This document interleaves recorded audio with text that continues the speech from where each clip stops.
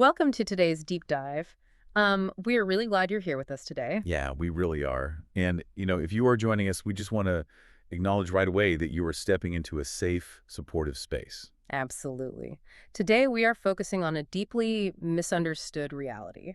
We're looking at the profound, almost architectural resourcefulness of the human spirit. hmm The ways people survive trauma. Right. And our mission today is to explore these specific, intricate strategies people develop to survive impossible situations, not as brokenness, but as testaments to the will to endure. It's so important to set that tone because this material is heavy, but we want you to know that healing is entirely possible. It is. And we are going to move through these concepts really gently. We're focusing on the psychology of survival, so we won't be using any graphic descriptions of abuse. Right. We don't need to go into the details of the trauma itself to understand the sheer brilliance of how a person copes with it. Exactly. And, if you need to pause this deep dive, take a breath, or step away for a minute, that is perfectly okay. Take all the time you need. So to start, I think we really need to look at a quote from the source text that echoes what so many survivors feel. The quote is, "My whole life has pretty much been coping." Yeah, that word, coping. Why do you think we often feel so ashamed of that word? Like, why is there so much stigma around the specific ways we manage to survive? I think society uses it dismissively, like merely coping is somehow a failure to thrive. But you have to look at the The context. context of being a child. Right. Coping is exactly what you did to survive when you were small, vulnerable, and trapped in terrible circumstances. You had incredibly limited You're resources. literally just doing your best. Yes, it was your absolute best response to an impossible situation. And honestly, it deserves to be honored, not shamed. I love that reframing. It wasn't a mistake. It was a masterclass in adaptation. That's exactly what it is. And the healing journey isn't about looking back and condemning yourself. It's Mm. about looking at how these mechanisms brilliantly protected you and then evaluating how they operate today. Which means we need to kind of map out those mechanisms, Yeah. right? Look at the walls you had to build. Exactly. And we can start by looking at the cognitive strategies, the shields of the mind. And the most foundational of those is denial. Denial is one of those words that gets thrown around a lot. Mm. Like people think it just means lying. Right. They think it's a stubborn refusal to admit the truth. But in the context of trauma, especially childhood trauma, it's a highly sophisticated automatic barrier. It's the mind turning away from a reality that would just shatter the psyche. Exactly. Think about a child. They are biologically wired to attach to their caregivers. Their literal survival depends on the adults around them. hmm So if those adults are the source of terror or they aren't protecting the child, it creates an impossible paradox. Because acknowledging that your protectors are actually dangerous is just too devastating. It's a psychological death sentence. It is. It's physically safer for the child to pretend the reality isn't happening. There's an example in source text of a young girl whose neighbor told her that everyone on the street could hear the violence in her house. And her response was just incredible. Yeah, she immediately said, "Oh, that wasn't me. My father would never do that." And she wasn't lying to save face. Her mind simply could not allow that information in. The shield of denial just deflected it completely to keep her functioning, Exactly. And right alongside, denial is minimizing. which is sort of like saying, well, it happened, but it wasn't that bad. Right. It shrinks the reality. It's the cognitive process of assuming that everyone grows up with chaos and pain. Like the example in the text about downgrading the severity of a threat. If a parent smashes an armchair to pieces, the child tells themselves, oh, dad's just a little irritated today. Yes, to maintain a sense of normalcy. Survivors will even downplay severe physical injuries. They'll recount having broken bones from abuse, and their main takeaway is, well, I didn't die, other people have it worse. Wow. The mind just focuses on the baseline fact of survival to minimize the horror. That makes so much sense. But what about when survivors make excuses for the people who hurt them? Why does that happen? That's rationalizing. And it's a really complex emotional shield. It's when the mind invents reasons for the abuse, like she was drunk or having 4 kids was just too much stress for him. It looks like they're trying to forgive the abuser. It does, but psychologically, it's actually doing something entirely different. It's protecting the survivor from their own overwhelming fury. Oh, wow. Because if they truly accepted that the abuse was completely unjustified, they would be furious. Absolutely apocalyptic fury. And for a child, holding rage against the person keeping them alive is terrifying. It's dangerous. So the mind dramatizes the abuser's story instead. By turning the abuser into a tragic figure, The survivor doesn't have to face their own anger. That is brilliant. It really is, but sometimes denial, minimizing, and rationalizing aren't enough, and that's when the brain relies on its most radical capacity, forgetting. Just completely blocking it out. Yes. Active dynamic amnesia. The source text has this powerful metaphor of the mind as a closet. Right, where traumatic events are shoved into the back of a dark closet and the door is just slammed shut. And locked. Yeah. It's important to normalize this for anyone listening. It is incredibly common for adult survivors to have vast gaps in their childhood memory. They might only remember fragments, like the pattern on a rug or a specific smell, but no story to go with it. Or they might remember the facts, but the closet absorbed all the emotion. They can talk about a terrifying event like they're reading a grocery list. The memory is stripped of its emotional weight so they don't collapse. But to keep functioning in daily life, they often have to build a whole other layer of protection, right? Like presenting a facade. Yes, the exhausting split between the terrified inner reality and the perfectly acceptable outer front. Because a child learns really quickly that showing pain or fear makes them a target. Exactly. There's an anecdote in the text about Laura. She was 21, lying in bed in such absolute despair. She was watching bugs march across her sheets, feeling like her mind was fracturing. But then, just half an hour later, she sat at her desk and wrote this cheery, witty letter to her mother. Right. The energy required to maintain that false personality is staggering. There was another story about a 56-year-old psychotherapist. She was a Fulbright scholar, an overachiever. On paper, a total success. But internally, she described her entire existence as a total false personality built over a deep well of rage and blankness. That sounds so isolating. To be praised for a version of yourself that isn't even real. It makes me think about how many survivors use humor, too. Yes, gallows humor is incredibly common. Do you think sometimes survivors feel guilty for making dark jokes about their pain? Like maybe it means they don't care? They do feel guilty, but we need to deeply validate that humor. The therapist in the text noted that of all the ways a person can handle excruciating pain, keeping people laughing is a fairly harmless choice. It's creative. It affirms life with laughter. It establishes control over the narrative and keeps people at a safe emotional distance. But what happens when the cognitive shields fail? When you can't joke your way out of it or rationalize it, and the pain is just inescapable? That's when the mind uses strategies of disconnection, leaving the room. This brings us to dissociation. Which sounds like a clinical term, but the actual experience of it is so visceral. Very visceral. When a child is trapped and cannot physically escape unbearable pain, they escape psychically. They literally feel like they are floating up out of their body. Yes. Watching from above, the pain is happening to the body, but the core self is safe up near the ceiling. It's a neurological masterpiece. But that escape hatch stays open, doesn't it? Even when they grow up. It does. It becomes chronic spacing out. A survivor might be standing in a room, a conversation gets a little tense, and instantly they mentally check out. They might stare at a window pane, perfectly tracking a conversation, but they are totally absent mentally.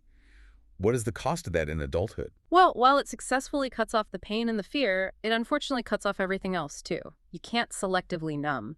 So it cuts off the richness of life, the sensation of joy, and genuine human connection. You're just observing your life through frosted glass. Exactly. And the most profound manifestation of this dissociative spectrum is dissociative identity disorder, or DID. Formerly multiple personality disorder, which pop culture has made seem so scary. It really has, and we need to reframe that completely. When a child endures extreme, inescapable abuse, they're developing personality fractures. They create alternate selves to compartmentalize the trauma. Yes. It is a profound, creative, and highly intelligent adaptation. One personality might hold the physical pain, acting as a shield. Another might hold the anger to be protective. Every single part has a job. But I can imagine it feels terrifying for an adult survivor to suddenly discover these separate selves inside them. It can be incredibly disorienting. But healing isn't about fixing a disorder or getting rid of these parts. It's about learning to collaborate. Because every alternate personality developed to fill a desperate need, they are internal helpers. They kept the person alive. Precisely. You honor the intrinsic logic that kept you alive. And that same intrinsic logic applies to how survivors manage the outside world, too. Other people. Right, the relational protection strategies. Yeah. The fortress. Yes. The most straightforward way to avoid being hurt by people is to avoid people altogether. Social isolation.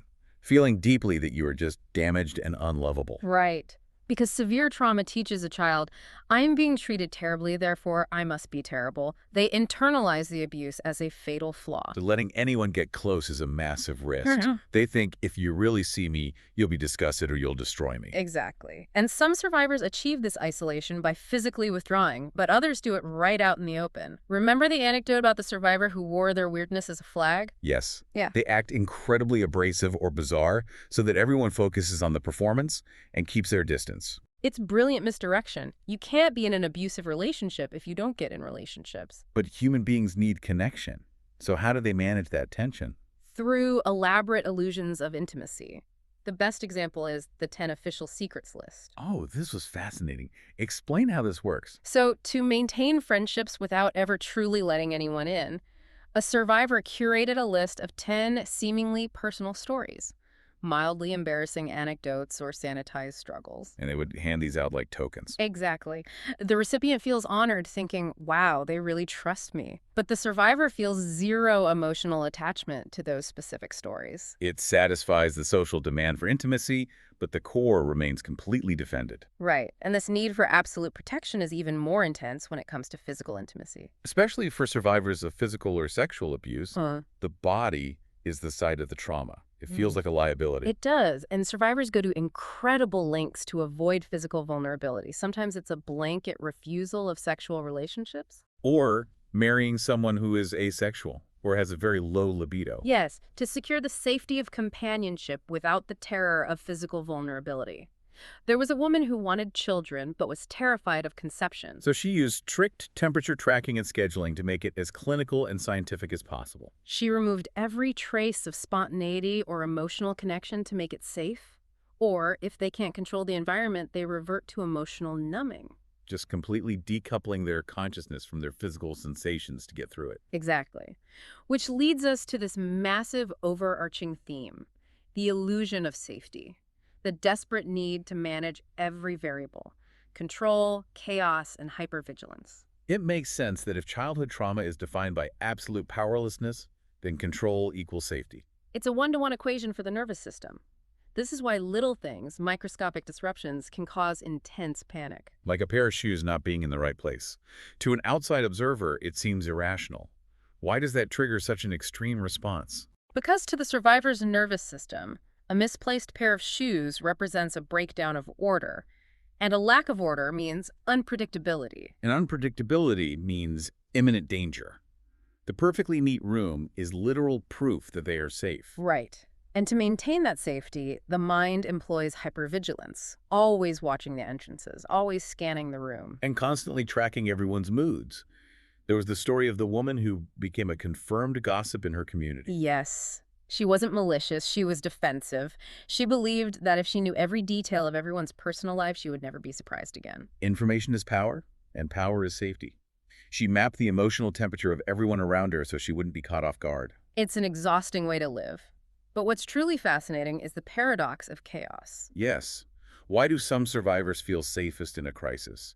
Why would someone who needs order intentionally create chaos? It's about the brain gravitating toward the familiar. Geraldine Munyon had a profound insight on this. She said that chaos is what her nervous system knows how to navigate. Because chaos was the baseline of her entire childhood. Exactly. When a real crisis hits, she is calm, effective, and totally in her element.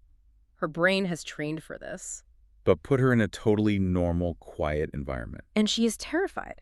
Normalcy feels like waiting for the other shoe to drop. It feels like the tension right before a jump scare in a horror movie. So they might subconsciously detonate a situation just to return to the familiar chaos where they at least know the rules and they are the ones in control of the explosion. Exactly. They become the architect of the crisis. On the flip side of that, some survivors seek absolute predictability through rigid belief systems. Seeking safety in religion or environments with extreme, unyielding rules. Right. We see this in Marilyn's story. She found ultimate security in a highly fundamentalist group, attending a university with pink and blue sidewalks. The rules dictated everything.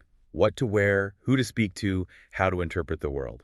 And for Marilyn, that level of micromanagement wasn't oppressive, it was profoundly relieving. She believed a higher power controlled everything, even her grocery shopping. It completely relieved her of the terrifying burden of taking responsibility for her own life. She traded autonomy for the illusion of total protection. She found a fortress made of rules. But even the strongest fortresses can't always keep the internal pain at bay. No, they can't. And that brings us to the need to numb the strategies of escape and addictive behaviors. And if you are listening, we want to pause here for a second. Just take a deep breath. These are really heavy topics, but understanding them is the key to removing the shame around them. That's right. These behaviors are rooted in an excruciating need for relief, and the most accessible way to find that relief is through fantasy. Hiding in books, television, and video games. Yes. A survivor named Sunny spent her holidays with the characters of the soap opera, All My Children. Because they felt like her family. They were safe, predictable, and there was zero risk of betrayal. Fantasy is also a safe place to experience power, like the child who used Perry Mason episodes to meticulously plan imaginary revenge against their abuser. It's a mental exercise to reclaim power. It's a pressure valve. And fantasy can also birth immense creativity, like the teenager who believed Star Trek was real and grew up to be a science fiction writer. The mind's adaptability is stunning, but when imagination isn't enough, survivors often turn to substance abuse to mute the pain. Like Sunny's progression from making drinks for her mother to drinking alone in the dark. It wasn't about seeking pleasure, it was about seeking the absolute cessation of feeling. It was a reliable off switch for an overloaded nervous system. And eating disorders operate through a very similar trauma lens, don't they? They do. In families where everything has to look perfect, refusing to eat might be the only way a child can visibly say no or show that something is terribly wrong. It's a nonverbal rebellion. Yeah. And it's also a way to avoid developing into a mature woman's body, which might feel like a target. Exactly. There was a woman recovering from surgery who realized she felt damaged by the procedure, and her trauma logic told her that damaged women are not good enough to be fed. That is heartbreaking. And compulsive eating is the other side of that protection, right? Building a physical shield. Yes, using weight as a literal barrier against sexual advances and exposure, it keeps people at a safe distance. It's so unfair how society judges these specific mechanisms so harshly while completely praising others. That is such a vital point. Society loves a highly productive survivor. We praise excessive busyness and workaholism without realizing they are trauma responses. The mother managing 3 kids' schedules, baking for every sale, running on 5 hours of sleep. People marvel at her capability, but internally, she is sprinting away from her own shame, because if she stops and sits in a quiet room, the noise of the world fades, and she has to hear the roar of her trauma. The busyness is a socially celebrated anesthetic, just like the MBA student who became 100% work. Yes. She eliminated all personal relationships to prove her worth in the corporate world because it was the only place she felt she had value. And then there are distractions that provide a sudden jolt, like stealing. Right. Sunny eventually engaged in chronic shoplifting and embezzlement, but she didn't care about the items, she'd throw them away. She was just chasing the 30-second adrenaline high. It was a jolt to the nervous system that temporarily overrode the dull ache of the trauma. Until she finally broke down on Christmas Day when the stores were locked and she had to face the pain. Which brings us to a topic we need to approach with extreme gentleness. Self-mutilation. Yes. If you have utilized self-harm, please hear us. It is not a sign of brokenness or seeking attention. It is a desperate coping tool to control pain. It regulates unbearable emotional numbness. It grounds a dissociated brain back into the physical body to prove you are real. And it reclaims agency. If pain was inflicted on you unpredictably, self-harm allows you to author the pain. You control the depth and the timing. It's a release valve. The balloon pushed full of internal pressure, letting out a little air so the psyche doesn't explode. It shows on the outside the immense agony felt on the inside. Looking back at all of these fortresses, the denial, the dissociation, the isolation, the numbing, it might feel incredibly overwhelming for a listener to recognize their own life in this list. It is completely natural to feel overwhelmed, but acknowledging these patterns is the courageous, necessary first step toward change. Because there is a profound difference between the child who built the fortresses and the adult living in them now. That is the core of it. As a child, your options were limited. You did what was required to survive that specific battlefield. But as an adult, you have new resources. You have the power to make different choices. You hold the keys to the walls that are keeping you in prison now.